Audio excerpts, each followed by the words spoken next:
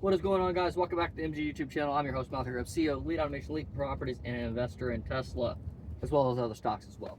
But we're sitting here in version 14.2.2.4, and I actually want to talk to you guys today about why Tesla is canceling the Model X and the Model S. And I think there's two predominant reasons why they're doing this,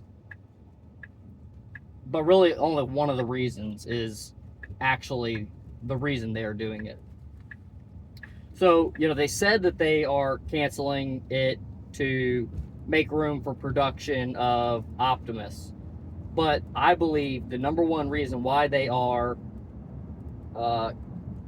canceling them is because Tesla wants to change the market's perspective on Tesla stock and to not value them as an automotive company and to value them as an AI company. And so by them getting rid of a couple of their vehicles, they're basically reducing their foothold as a automotive manufacturer, right? Because so many people still today want to value Tesla as an automotive manufacturer. And if you don't know this already, AI companies trade at much higher multiples than your traditional companies. They're the highest valued companies right now to date. And if Tesla can basically essentially force people to think of them as a AI company instead of an automotive manufacturer, that will have a significant implication on being able to get other investors in the company to drive the stock price up, and again, just change the overall perspective of how people look at Tesla stock. It's impossible for you to look at Tesla as an automotive company if we are literally removing automobiles, and if we start to produce only autonomy first vehicles. And I think Tesla's going to do that. However, the one thing that actually has me a little bit concerned is that I think that they are putting too many eggs in one basket for a couple of things. One being the Cybercab. I think that they plan to produce like 90% of just that vehicle, right? So even the Model 3 and the Model Y, at some point in time, they might cancel them, or they might cancel the Model 3 and just do the Model Y. So that they only have a couple of vehicles. So you have your Cybercab, which is going to be your two-person passenger vehicle. Then you're going to have your Model Y to handle situations where you need 4 passengers. And then it's plausible that they'll do something like that Robovan or whatever, like the bus type of setup with like 13 seats for if you need any more seating than the 4 seats. And I would assume and I would hope, but I'm actually a little bit concerned of this, that they would also create something that's like an 8-seater or a 12-seater, something that's still a little bit more compact. It's not like the Robovan bus size, but still has the capability of transporting more numbers of people, right? And now again, you could take multiple vehicles. You could just order two like Cybercat or two like Model Ys or whatever for a ride. Like, let's say for instance if you're a family and you're going out and doing something for the weekend, but families don't want to ride separate. Part of like doing something together is to do something together as a family. When friends go out together, they want to go out together, all in one vehicle together. They don't want to have to be separated out into separate vehicles and stuff. And my concern comes from is I almost think Tesla doesn't care. I think they're thinking on the business aspect of things that if it doesn't drive volume, we don't care about it.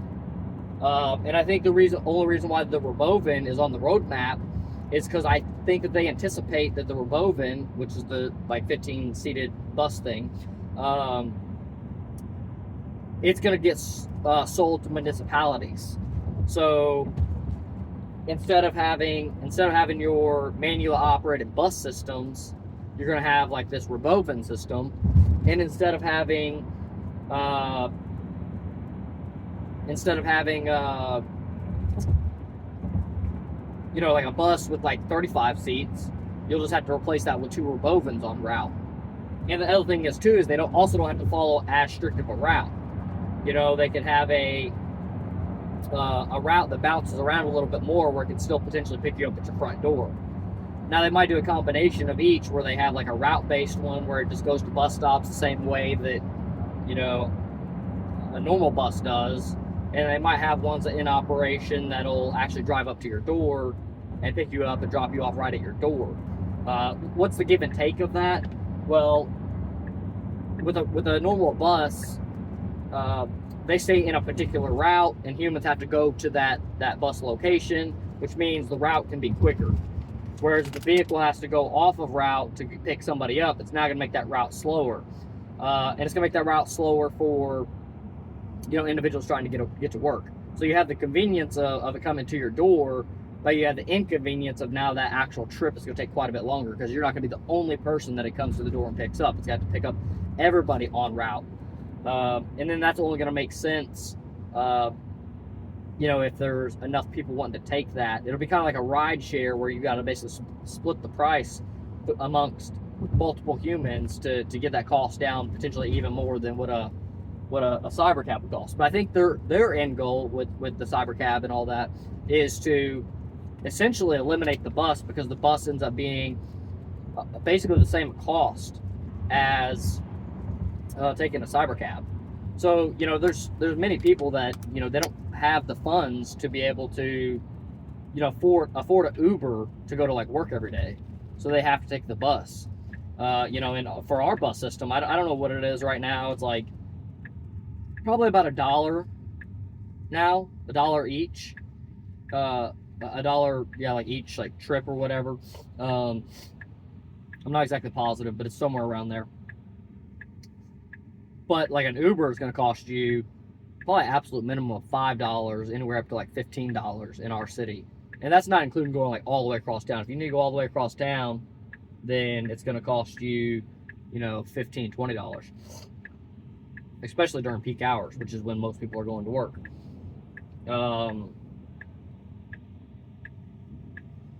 So with that being said, with the cyber cab, they're going to be able to reduce the cost down to maybe dollars per trip. And if you can reduce the cost down to dollars per trip, then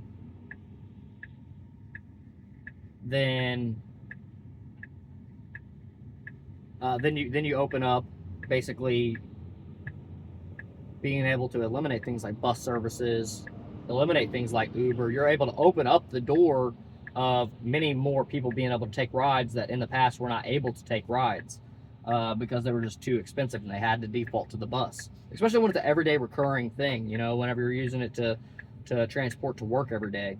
And then you also have issues too where it doesn't pick you up at your door. If you miss the bus, then you have to take the next bus, and now you're late for work. So it will solve a lot of problems in those regards. And the second small reason why S and X is getting canceled is because it's lower volume. I think they sold roughly like 100,000 vehicles between the two of them this last quarter, versus like the millions they've sold around the world, and of the other models of vehicles. And the thing with that is I understand that they are a much lower volume vehicle, but they're also a much higher margin vehicle. I wouldn't be surprised if the margin on a Model S or Model X is 3 times as high as like a Model Y or a Model 3. And I say that because basically the vehicles are similar enough that a lot of the costing is shared across all vehicles. And the other thing to add to that is you already have this capital equipment for the X and the S, which capital equipment basically means like the manufacturing system, which is very, very expensive. And a lot of that cost of a piece of capital equipment gets lost if ever you were to like tear down that system or repurpose that system, because There's a lot of engineering expenses. By the way, if you didn't know, this is what my Elite Automation company does. We build manufacturing lines for companies like Tesla on a little bit on a smaller scale than that, but we build automated manufacturing lines. And a lot of those capital systems they will lose a lot of their value because there's so much resources that went into the development of the customization of that line, aka robot programming, PLC programming, mechanical engineering for fixturings and jigs, line, basically like the line planning and operations planning. Basically, the entire infrastructure to make the vehicle is already there and engineered, and it's a pretty high expense of an automated system. It's roughly like 50% of the expense. The other 50% is probably the procurement items, and a lot of those procurement items are also not necessarily reusable. You have your robot arms; those are reusable, but like things like conveyors, they may not even necessarily be reusable because maybe you need different stop points, or maybe you need to, or if they are reusable, you still have to retrofit them to match what your new existing need is. Which a lot of times retrofits, I'm not gonna say they're more expensive than new, but you put a lot of financing into what a lot of people call them retooling the line. Retooling the line, in my opinion, means something a little bit different. That'd be like changing out the fixtures and stuff like that. But it could be anything, especially if the term's being used loosely. So,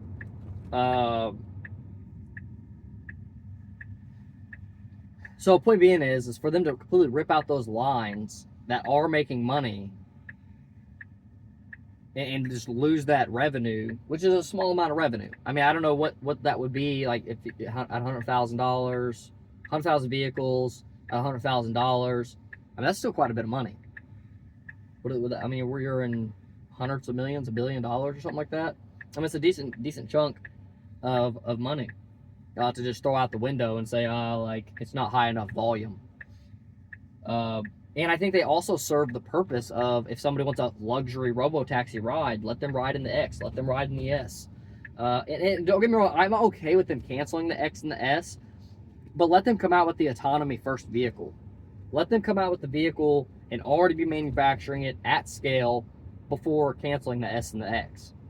Right? Have some X equivalent, have some S equivalent. And when I say equivalent, it doesn't have to look like a traditional vehicle. Because I think what we're getting to when you have an autonomy first vehicle is you completely change the configuration of the vehicle, and you start going for safety approvals where you can do things like have the seats all face each other.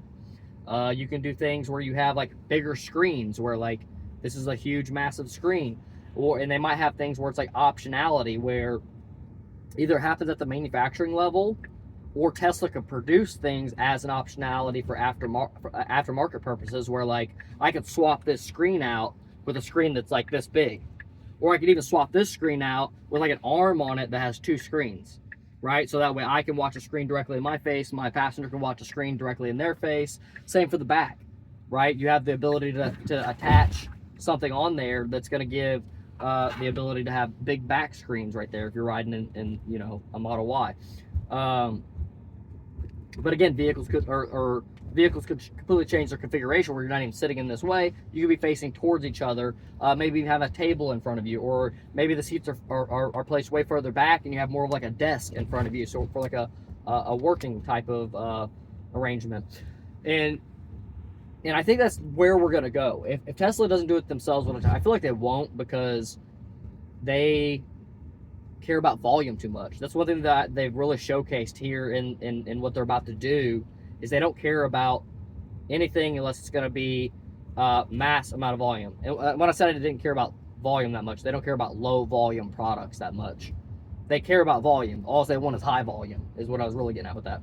So with that being said, I don't know that Tesla will directly do that customization. If they are going to do some level of customization, they might even sell it as just like an aftermarket thing, like buy it on our website. Here's like these direct, things that you can do as an aftermarket robotaxi servicer, let's say. When I say robotaxi servicer, I mean somebody who owns a fleet of robotaxis, and then they want to create customized packages for people's rider experience and can potentially adjust the prices of the ride based on that experience type.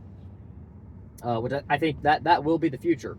Hopefully Tesla grasps that, because the one thing that's really got me scared now with Tesla, as me being an investor in Tesla, and I'll be honest, like, this shakes me a little bit to even want to be invested in Tesla. Seeing this really kind of showcased something to me, that they only care about high volume and they don't care about low volume products. And since they don't care about low volume products, the issue with that is two issues. One is the low volume products are their marketing tools.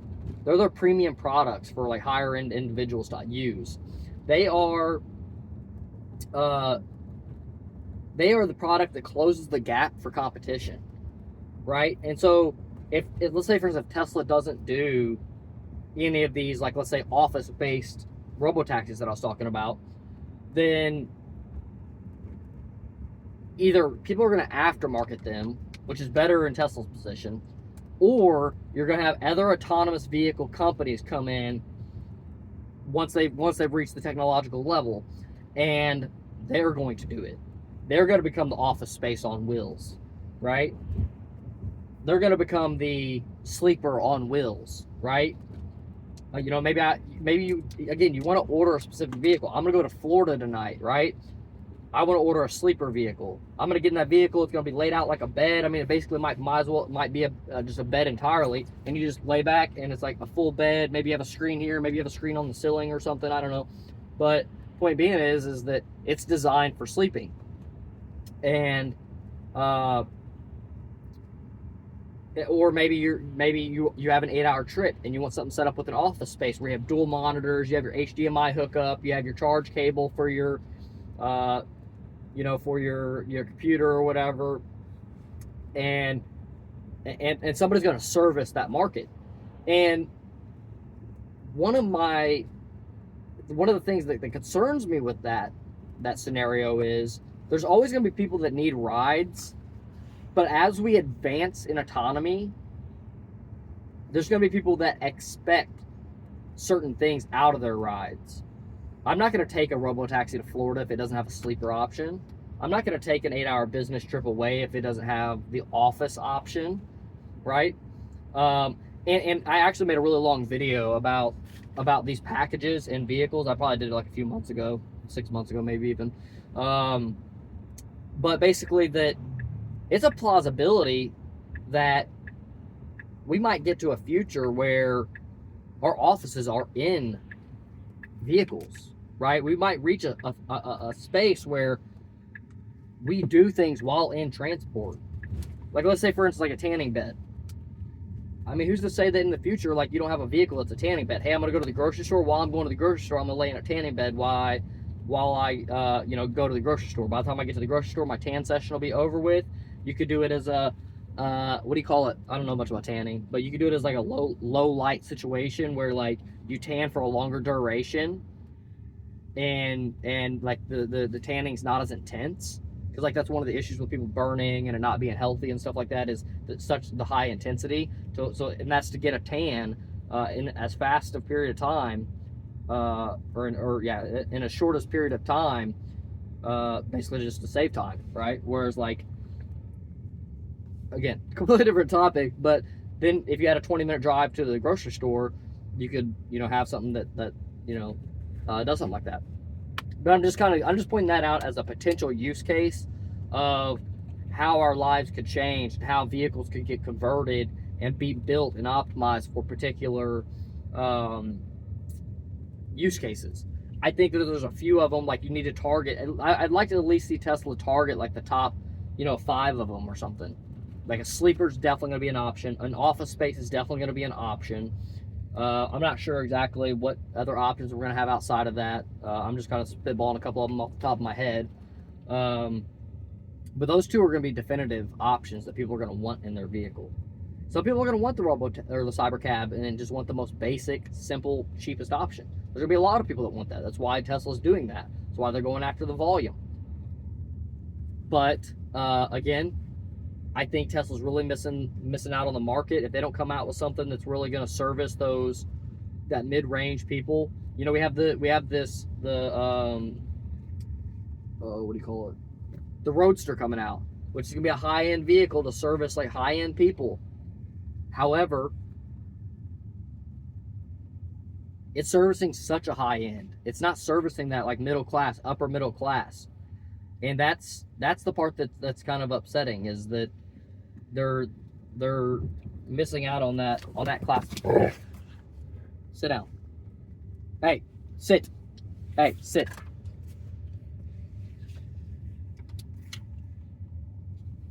Okay. Okay.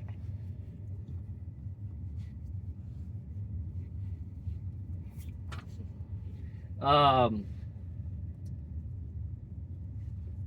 yeah, they're just missing out on that classification of people, and it's, I don't know.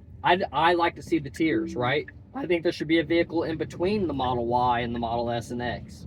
You know, that has a little bit more premiumness, but not as much as the S and the X. I think the S and the X should also have more premium features added into it, like the ride height adjustments and basically any and every feature that you can think to add in that vehicle should be in that vehicle. And maybe you have one more tier up that's, you know, $150,000 vehicle or $160,000 vehicle. And again, less demographics, but there's going to be a market for it. It might be a small market, but I don't know. I want to see Tesla own the market, and by them pulling back and saying we're a SaaS company, a transportation as a service company, I don't love it. I think that they're doing it too early in the game. I think that they really should saturate the market with their vehicles, more vehicle models, and destroy everybody with robotaxi. Whether they use the other vehicles in the robotaxi or not, that's the approach I think they should be taking, because what they're doing now is very risky, and they are basically counting their chickens before they hatch. Sure, they're making a lot of money on robotaxi. Sure, the numbers look like it's going to be great. But before you do that, keep acquiring more customers, right? Tesla doesn't do any marketing. Their Model X, their Model S, all their vehicle lineups is their marketing. They have to continue that.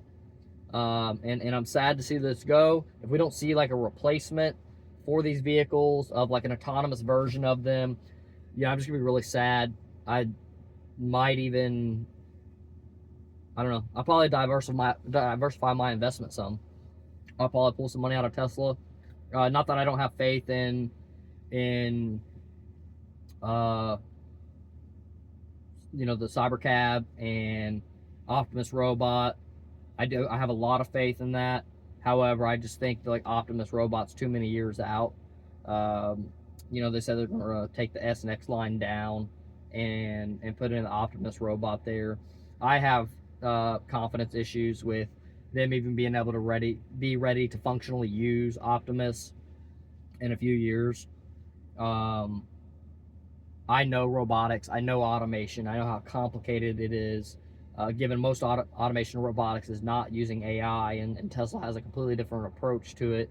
However, the complexity in automation and being able to handle products and do all that is much higher than anybody can even fathom. Else everything would be automated. The number one reason why everything is not automated is because the complexity of handling something is just too complicated, and that's it. That's really the reason why everything's not automated. So let me know why you think the S and the X is getting canceled. Do you think kind of the same thing, or do you think there's some other reason why the S and the X are getting canceled? If I didn't mention it, low volume is the other reason why they're canceling it. If it was maybe doing more numbers, they'd probably keep it and just build in another facility. But they're probably looking at like what is the cost of building a new facility. That facility has to be off-site from our existing facilities. And is it cheaper just to tear down this line that's generating us X amount of money? But again, the cost to build a new facility, the cost for them to build a new facility versus the cost for them to build a new facility versus sorry, this dog's got me distracted up here. Then to like tear down the Model S and the Model X line, I would have to run the numbers, but I would assume the Model S and the Model X make more money than what it would cost to build a new facility, especially on an annual basis. Because, you know, if you're going to build a new facility, you're going to get a loan against it, so you're not going to actually put as much money down as the cash it costs to build it, right? So, I don't know. That's just my thoughts and opinions. Let me know why you think the Model S and the Model X is getting canceled. Are you happy about it? Do you care? Do you think it's a good investment decision for Tesla? What is your thoughts? You got my thoughts today. Subscribe if you're interested in other content like this. I also talk about other entrepreneurial things. I'm actually here at one of our Airbnbs right now. Just left the gym. So yeah, talk about other things like that. But really, I just talk about what people are interested in and some of the things that I'm interested in, and you know, hopefully it's valuable for everybody. Peace out, guys.